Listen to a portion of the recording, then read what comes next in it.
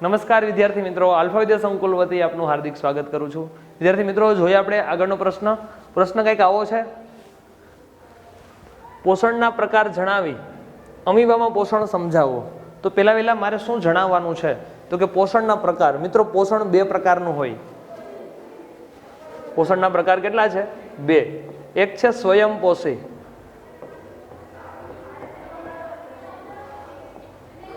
બીજું છે પરપોષી। પોષણના બે પ્રકાર, સ્વયંપોષી અને પરપોષી। પોતાની જાતે ખોરાક મેળવે તો એને કહેવાય સ્વયંપોષી। ખોરાક માટે કોઈ અન્ય પર આધાર રાખે તો એને કહેવાય પરપોષી। આ પોષણના પ્રકારો છે। હવે આપણે કોની અંદર પોષણ સમજાવવાનું છે તો કે આપણે સમજાવવાનું છે અમીબાની અંદર પોષણ। અમીબામાં પોષણ, તો અમીબાની જે રચના છે એ કેવી છે તો કે અમીબા એક કોષી સજીવ છે। બહુ નાનો પ્રશ્ન છે।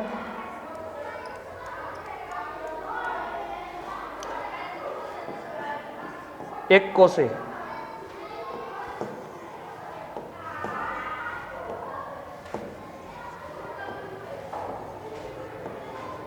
અમીબા એ એક કોષી સજીવ છે। આની અંદર આપણે કઈ પદ્ધતિ સમજવાની છે તો કે પોષણ। હવે બાજુમાં આપેલા મસ્ત મજાના ફોટોગ્રાફ્સમાં આપણે પહેલા સમજીએ, ત્યારબાદ આ ડાયાગ્રામને હું તમને ડ્રો કરતા શીખવાડું। અમીબા શું કરે તો કે આ જે અમીબા છે એને સામે કોઈ ખોરાક દેખાય તો અમીબા આ ખોરાકનો કણ દેખાતા જ શું કરશે તો કે ખોટા પગો ધારણ કરશે। માની લો કે એને પોષણ મેળવવું છે, ખોરાક મેળવવો છે, તો અમીબા શું કરે તો કે કૂટપગો એટલે કે ખોટા પગો ધારણ કરશે। ખોટા પગો ધારણ કરી, આનું બીજું નામ આપણે લખવાનું છે કૂટપગો। ખોટા પગો કૂટપગો ધારણ કરી અને અમીબા આ ખોરાકને ઘેરી લે। ઘેરી લીધા પછી બે પગ અડી જાય। જો બે બાજુના જે કૂટપગો ધારણ કર્યા હતા અડી જાય એટલે અંદરનો જે હવે ભાગ બન્યો છે આ ભાગને કહેવાય અન્નધાની।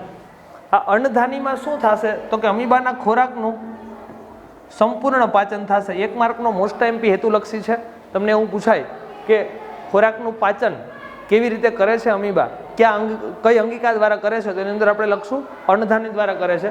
હવે આ ઉપરના અમીબા છે એને શું કર્યું તો કે એના સામે ખોરાક દેખાણો, ખોટા પગો ધારણ થયા, અન્નધાની દ્વારા સંપૂર્ણ પાચન થયું। અને હવે અહીંયા જે નીચેના અમીબા છે એની અંદર કઈ રચના છે તો કે ખોરાકનું સંપૂર્ણ પાચન થઈ ચૂક્યું છે। તો આ એક સાવ નાનો એવો પ્રશ્ન હતો જે 4 માર્કની અંદર તમને બોર્ડમાં પૂછાય છે। હવે આની અંદર તમારે અમીબાની ડાયાગ્રામ કઈ રીતે ડ્રો કરવાની છે આ વસ્તુ તમને શીખવાડું। તમારે પહેલા શું કરવાનું છે તો કે આ રીતે એક અમીબા ડ્રો કરવાના છે। હવે આ અમીબાની અંદર એના પછીનું જે નેક્સ્ટ સ્ટેપ આવે છે એની અંદર આપણે શું કરવાનું છે તો કે અમીબાની અંદર સામે ખોરાક રાખવાનો છે। સેમ ટુ સેમ આ જ અમીબા,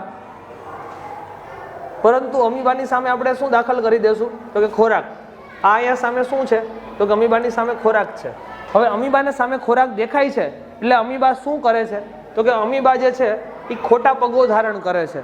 અમીબાને આ સામે ખોરાકનું કણ દેખાણું એટલે અમીબાએ શું કર્યું તો કે કૂટપગો ખોટા પગો ધારણ કર્યા। ચાલો હવે આપણે નેક્સ્ટ ડાયાગ્રામની અંદર શું કરશું તો કે અમીબાએ જે ખોટા પગો ધારણ કરેલા છે આને આપણે ડ્રો કરશું। આ બંને શું છે તો કે કૂટપગો છે, ખોટા પગો છે। આ ખોરાક, આ બંને કૂટપગ અથવા તો એનું બીજું નામ આપણે લખશું ખોટા પગો। કૂટપગો ખોટા પગો ધારણ કરેલા છે। હવે ત્યારબાદ એના પછીનું સ્ટેપ શું આવે છે તો કે અમીબાએ જે આ કૂટપગો ખોટા પગો ધારણ કરેલા છે આ શેમાં ફેરવાઈ જશે તો કે એનો જે અંદરનો ભાગ જે છે એ અન્નધાનીની અંદર ફેરવાઈ જશે।